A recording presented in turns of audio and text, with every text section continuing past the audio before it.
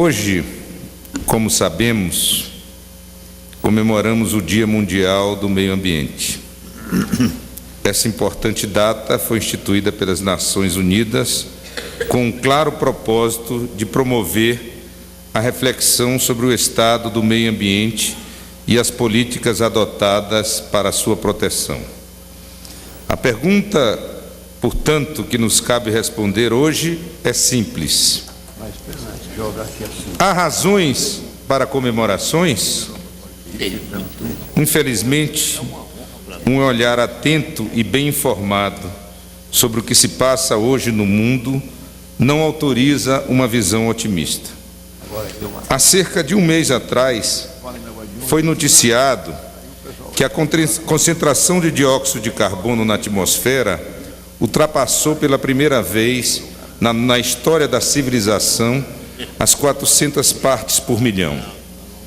A última vez que isso ocorreu na Terra foi há 3 milhões de anos atrás.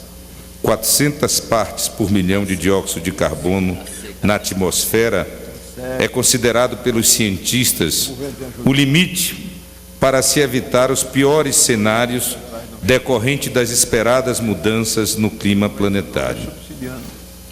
De acordo com o painel intergovernamental de mudanças climáticas das Nações Unidas, com uma concentração acima de 400 partes por milhão, a temperatura média da Terra poderá subir de 2 a 6 graus centígrados até o final do século. Esse aumento de temperatura vai acelerar o degelo dos polos, provocar tempestades mais violentas, secas mais severas, impactar severamente a biodiversidade e condenar milhões de pessoas a abandonarem suas terras e vagarem pelo planeta em busca de um lugar para viver. Os 10 anos mais quentes já registrados na Terra, desde 1880, quando se iniciaram as medições, foram os 10 anos passados. O que mais preocupa é a lentidão com que as medidas necessárias ao combate do aquecimento global são tomadas e a paralisação das negociações internacionais. Disse que o próximo relatório do painel intergovernamental de mudanças climáticas, que deve ser divulgado esse ano, será chocante. Sabe-se também que a cada ano de inação, o custo para que o aquecimento global não passe dos 2 graus centígrados aumenta trilhões de dólares e o tempo para a implementação das medidas necessárias diminui. Apesar disso, os principais países responsáveis pelo aquecimento global resistem a adotar e cumprir novas metas de redução de emissões dos gases de efeito estufa. Argumenta-se que a redução da atenção dada ao problema climático é resultado da crise econômica global. No contexto atual, seria até bom que isso fosse verdade. Isso significaria que, com uma retomada do crescimento econômico, asseguraria um enfrentamento efetivo do aquecimento global. A verdade, porém, é que mesmo assinando acordos de redução de emissões, os estados nacionais e os setores da economia mais diretamente responsáveis pelos problemas têm demonstrado, com crise ou sem crise, muito pouca disposição para fazer as mudanças necessárias. Mesmo que todos os países venham a cumprir os compromissos já acordados, o mundo esquentará mais de 3 graus centígrados até 2100, mais do que os 2 graus que se acordou ser o limite admissível. Nas palavras de Leonardo Boff, estamos brincando de roleta russa com um revólver apontado para a cabeça de nossos filhos. No plano interno, a situação não é melhor. O Plano Nacional de Mudanças Climáticas, revisado, que deveria ter sido apresentado no final do ano passado, não foi ainda concluído. Os planos setoriais de emissões de gases de efeito estufa, setores de indústria, transporte, saúde e mineração, com meta de redução, não foram apresentados. A demora na entrega dos planos setoriais indica a pouca atenção dada pelos executivos para a questão climática.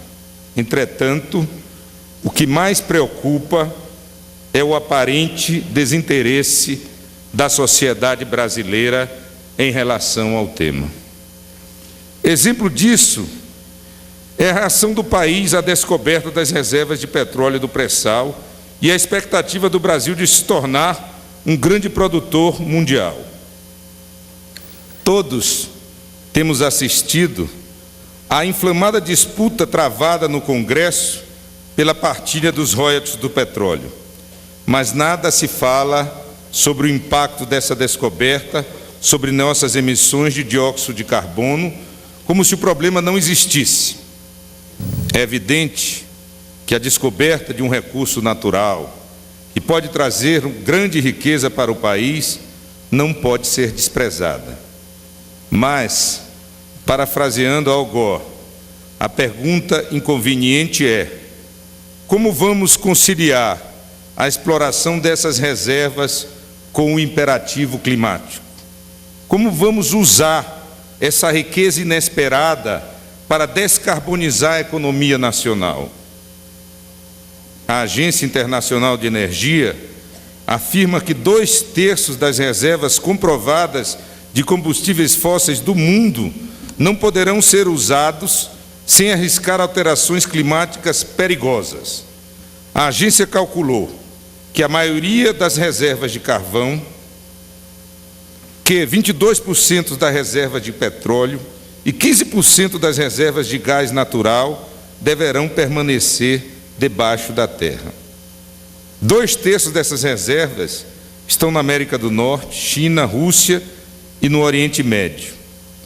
Uma medida que tem sido defendida nos fóruns internacionais é a taxação dos combustíveis fósseis, combinada com o aumento de investimento em energias renováveis. E nós, brasileiros, como vamos enfrentar essa questão? O que se observa no momento é que, enquanto não encontramos uma resposta, estamos, infelizmente, aumentando a participação das termoelétricas movidas a óleo combustível na nossa matriz energética. Até aqui, concentrei a minha atenção na questão climática e energética, com certeza o maior desafio ambiental da humanidade hoje, com profundas consequências econômicas, sociais e políticas. Mas não é o único problema global. De acordo com o WWF, a demanda mundial por recursos naturais dobrou desde 1966.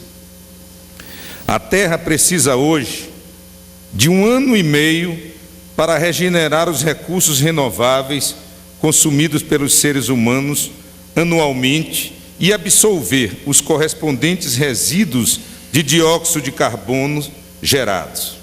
Em outras palavras, a humanidade precisa atualmente de 1,5 planeta para atender à sua demanda por recursos naturais renováveis.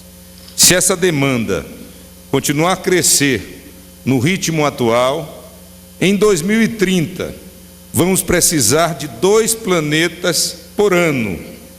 E o que isso significa?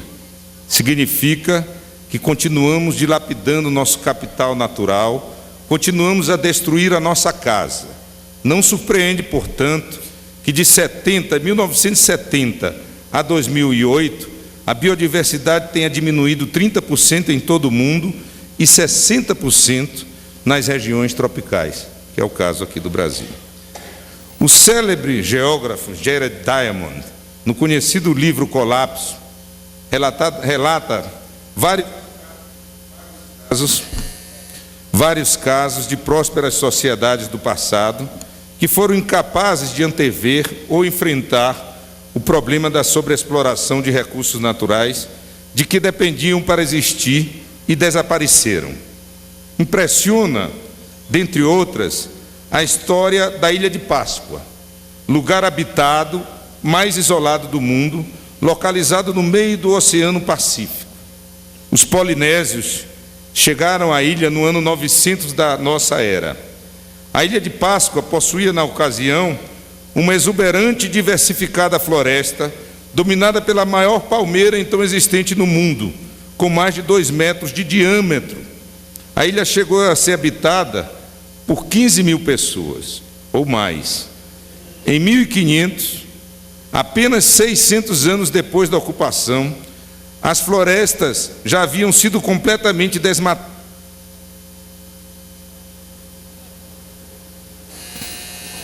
Com o desmatamento, sobreveio o colapso da sociedade pascoense. Hoje, como testemunho do vigor da cultura local, restam apenas as famosas estátuas da Ilha de Páscoa. Para nós, parece óbvio que, ao destruir suas florestas, os pascoenses estavam se autocondenando a um declínio catastrófico. É inevitável, porém, portanto, perguntar: por que não foram capazes de antecipar a catástrofe?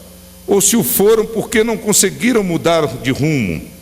As semelhanças com o mundo contemporâneo são óbvias e assustadoras. A Terra é uma ilha no universo. Nossos recursos são limitados e nós estamos consumindo mais rapidamente do que o planeta é capaz de recompô-los. Alertas sobre o problema não faltam, mas ainda assim seguimos adiante. Eu vou concluir, senhor presidente. Na mesma direção, adiando o enfrentamento do problema e esperando, quem sabe, que novas tecnologias nos ofereçam uma solução no futuro, sem que tenhamos que rever nosso modelo de desenvolvimento e nossos padrões de consumo. Um olhar sobre o que se passa aqui no Congresso, no campo ambiental, também não oferece muito motivo para comemoração. Estamos ainda convalescendo do recente ataque desferido contra o Código Florestal. Preocupa-nos menos o resultado final da votação da nova lei no Congresso, e mais o processo que revela sobre a visão dominante no meio rural brasileiro sobre a questão ambiental. Apesar da frequente afirmação de que o maior interessado na conservação do ambiente, na propriedade rural, é o homem do campo, o fato é que nunca se respeitou de fato a legislação florestal. Quando o governo decidiu, de forma efetiva, cobrar a aplicação da lei, a resposta do setor rural foi a que testemunhamos no Congresso. Em lugar de reivindicar apoio para o cumprimento da lei, se mobilizou para acabar com ela. Na visão do setor rural, caberia ao proprietário decidir sobre a manutenção de florestas nativas na sua propriedade, sem a tutela do Estado. Se o Estado quer impor a propriedade e a conservação de florestas, então deve pagar por isso. Em outras palavras, a conservação das florestas é percebida em geral como um ônus e não como uma necessidade para a produção agrícola sustentável. Nesse contexto, nos preocupamos muito com a possibilidade de que mesmo a aplicação de uma lei menos rigorosa enfrentará considerável resistência. É claro que há também motivos para otimismo. Poderíamos mencionar aqui inúmeras iniciativas governamentais, do setor empresarial, de organizações da sociedade civil, em favor da proteção do meio ambiente e da melhoria da qualidade de vida da população. No campo legislativo, a medida recente mais promissora talvez tenha sido a aprovação da Lei 12.305, de agosto de 2010, que instituiu a Política Nacional de Resíduos Sólidos e colocou em situação de igualdade o Brasil com os países mais avançados no trato dessa questão. Dentre os instrumentos introduzidos pela nova lei, merecem destaques os planos nacionais, estaduais e municipais de resíduos sólidos, os planos gerenciais de resíduos sólidos, que devem ser elaborados pelos grandes geradores de resíduos, e a responsabilidade compartilhada pelo ciclo de vida dos produtos, que obriga as empresas a darem uma destinação final adequada aos produtos por ela colocados no mercado. No setor empresarial, o Brasil tem alcançado inúmeros recordes em termos mundiais. na reciclagem de várias matérias-primas, com destaques para as latas de alumínio, as garrafas PET e outros tipos de plástico. Reciclagem, dentre outros benefícios, reduz o impacto decorrente da extração dos recursos naturais, reduz o consumo de água e energia, além de gerar emprego e renda. Por fim, no capítulo das boas notícias, e para concluir essa nossa intervenção com uma mensagem de otimismo, quero destacar o trabalho que vem sendo desenvolvido nesta Casa pelo Comitê de Gestão Socioambiental da Câmara dos Deputados, Ecocâmara, que este ano comemora 10 anos de ações exitosas e exemplares, como nós podemos ver aí no filme. Quero encerrar o meu pronunciamento parabenizando aos funcionários da Câmara, a Ecocâmara, por esse trabalho que é referência no Brasil, é referência no campo das instituições. Quero dizer que tenho muito orgulho em ter participado desde os primeiros momentos do fortalecimento da Ecocâmara. Nós chegamos até pela Frente Parlamentar Ambientalista, em determinado momento, em parceria com a Ecocâmara, a neutralizarmos as emissões de gases do efeito estufa da Câmara dos Deputados. Esse trabalho precisa ser retomado, não é? Quero agradecer ao coral da Câmara, a todos os presentes, dizer que o Dia do Meio Ambiente realmente não é um dia para se comemorar, mas a vida tem que ser celebrada, como diz sempre o nosso presidente Pena. E hoje a gente entende essa data como uma maneira da gente refletir sobre os graves problemas do meio ambiente global, mas também uma maneira da gente celebrar a vida.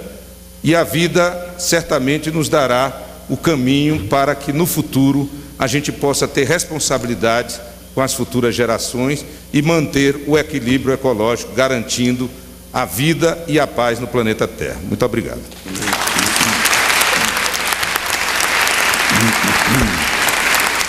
A presidência